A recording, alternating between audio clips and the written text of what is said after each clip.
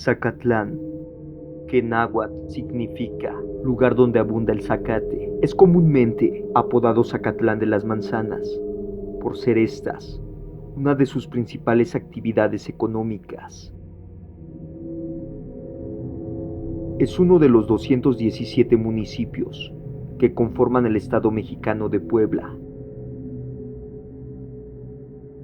Zacatlán de las Manzanas es uno de los más de 100 pueblos mágicos que existen en México.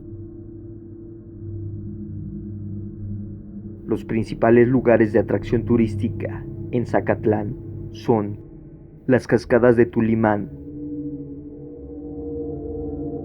el Valle de las Piedras Encimadas, el Mirador de Cristal de la Barranca, las Cabañas Elevadas, entre otras. Y Zacatlán de las Manzanas es hogar de nuestra siguiente criatura.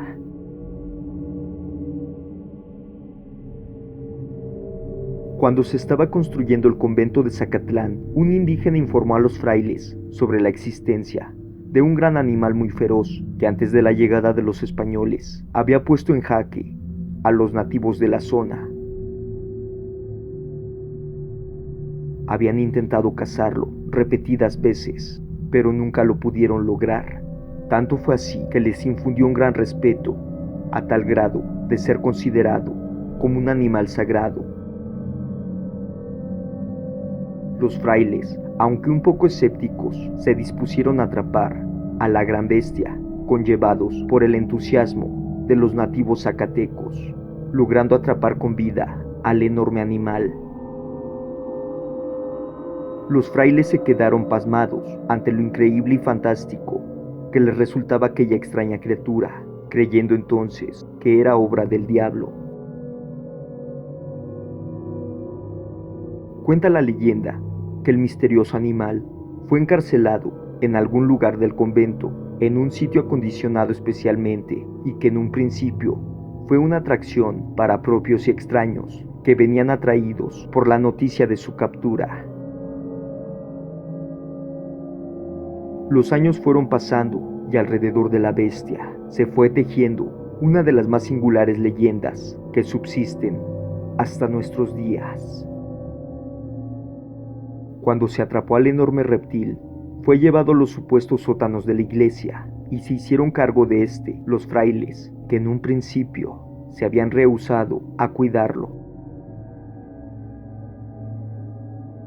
En un principio permitían ver al dragón, pero al ir pasando el tiempo ya no permitieron ver más a la bestia, pues argumentaban que era producto del demonio y añadían que el que lo llegara a ver condenaría su alma al fuego eterno de los abismos infernales. La leyenda cuenta que había determinados momentos en que los encargados de la custodia de este terrible reptil lanzallamas desaparecían bajo las galerías que supuestamente existían bajo el piso de la iglesia del convento, y no se sabía nada de ellos hasta pasados algunos días en que volvían a aparecer, dedicándose por completo a sus actividades cotidianas. Estas extrañas desapariciones de los frailes se hicieron sospechosas a los ojos del pueblo, y algunos los asociaban con extraños ritos dedicados al diablo. Otros pensaban que era para purgar sus pecados, y otros más le daban poca o ninguna importancia al misterio de los frailes.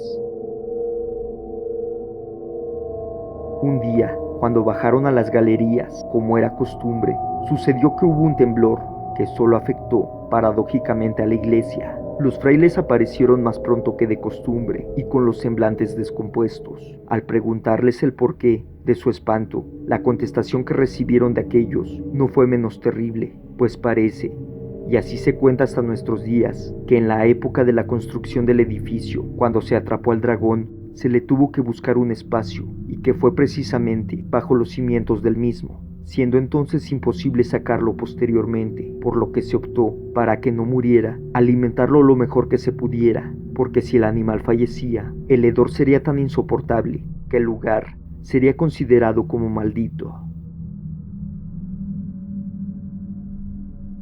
Ahora en su prisión, el terrible dragón se había enfurecido por la fatal hambre que tenía.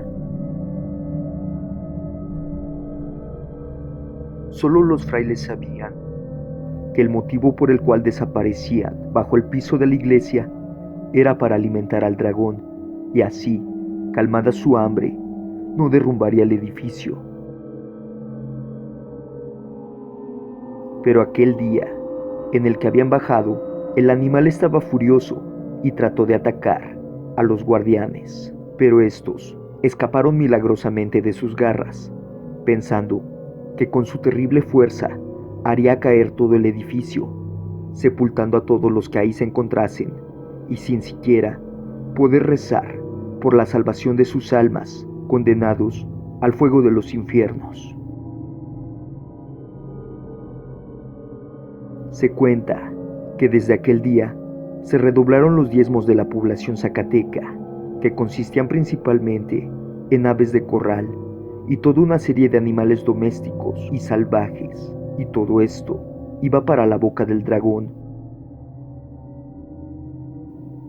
Fue así como se volvió a someter al enorme animal antediluviano, que por alguna casualidad había prolongado su existencia hasta la era cristiana, y al contener su hambre insaciable, jamás intentaría escapar de la prisión en la que se encontraba.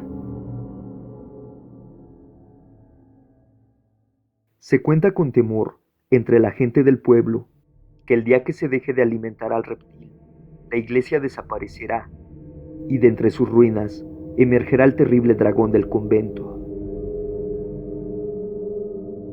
Por supuesto, hubo personas que dudaron del supuesto dragón y su terrible existencia, ya que se suponía que era una astuta mentira planeada por los frailes para mantener atemorizados a los indígenas de la región, los cuales aún se mantenían fieles a sus antiguas creencias, y para obtener de ellos su conversión al cristianismo y los alimentos necesarios para los mismos frailes.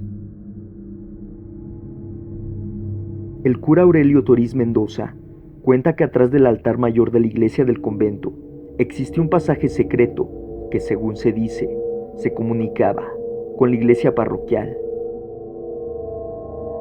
Se cuenta también que este pasaje desembocaba en un gran espacio libre bajo la iglesia y que era donde estaba el dragón, teniendo bajo su cuidado un increíble y fabuloso tesoro acumulado por los conquistadores españoles, los cuales les habían arrebatado a los indígenas que poblaban este lugar en la Sierra Poblana. Se cuenta que este pasaje fue bloqueado por el presbítero Roberto Espinosa.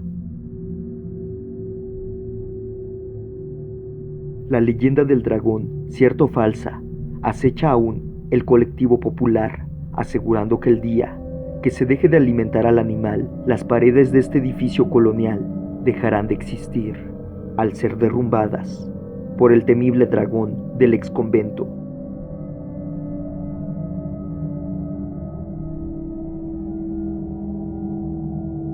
Y recuerden que el misterio nos aguarda.